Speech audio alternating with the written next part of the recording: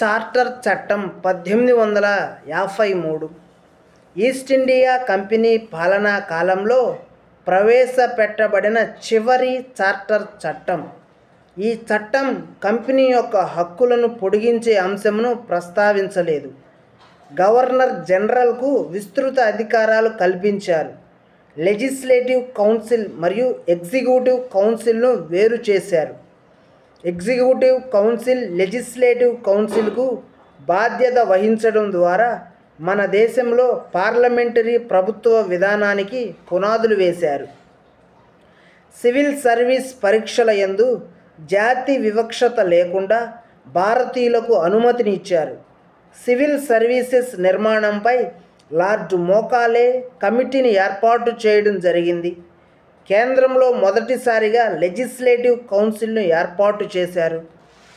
మూడవ దశ 1858 నుంచి 1909 సంవత్సరం వరకు.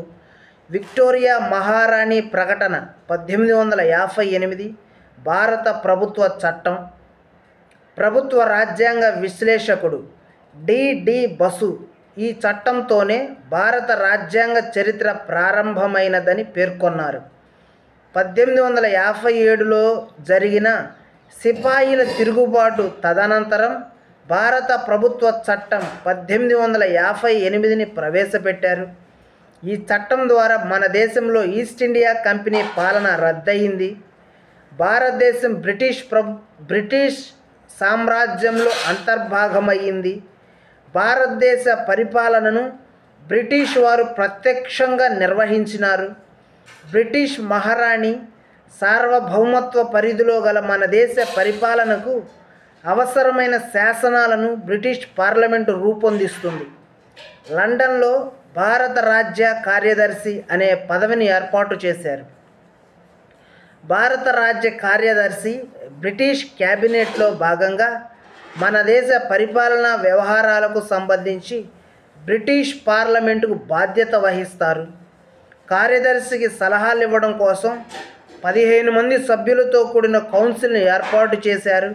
మొదటి కార్యదర్శి లార్డ్ రిచర్డ్ స్టాన్లీ భారత గవర్నర్ జనరల్కు వైస్రాయ్ హోదాను కల్పించారు. మన దేశ మొదటి వైస్రాయ్ లార్డ్ కానింగ్ భారత గవర్నర్ జనరల్కు వైస్రాయ్ హోదాను కల్పించారు. మన దేశ మొదటి వైస్రాయ్ లార్డ్ కానింగ్ భారతదేశంలోని స్వదేశీ సంస్థానాధీశులతో వ్యవహరించేటప్పుడు లార్డ్